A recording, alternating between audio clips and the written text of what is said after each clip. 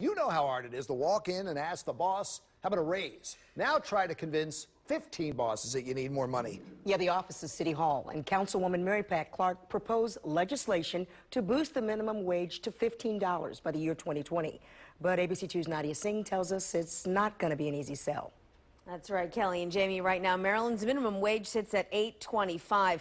Proponents say raising it to $15 by 2020 will allow for a more solvent city. Those against it say it could keep businesses from coming into the city because employees would just cost too much.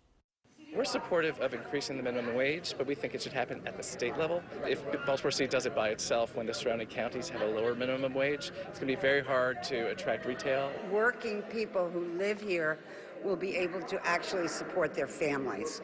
$15 an hour is what today you need to support a family of one. That's the crux of the debate between city leaders and those wanting to grow the city's economy. But wage workers like Fabiola Diaz just want to feed their family. I'm a single mother, so it'd be easier to spend more time with the kids. I'm trying to get back to school, become a nurse. That's one of my main goals. A goal she, like many of these people, say they can't achieve without higher wages. It is very difficult to keep time with the kids, you know, go paycheck by paycheck, the bills don't wait, so it is not easy to be on minimum wage at this moment. The bill, proposed by Councilwoman Mary Pat Clarke, raises the minimum wage to $15 and increases with the cost of living. We are proposing that for 2020, so it's hardly radical. She claims it will help over 100,000 workers in Baltimore, but opponents say it could do more harm than good. There's no possible way that we could replicate the same number of jobs at $15 per hour. It's so hard right now to attract retail to begin with. Wednesday's debate was packed with people on both sides of the issue.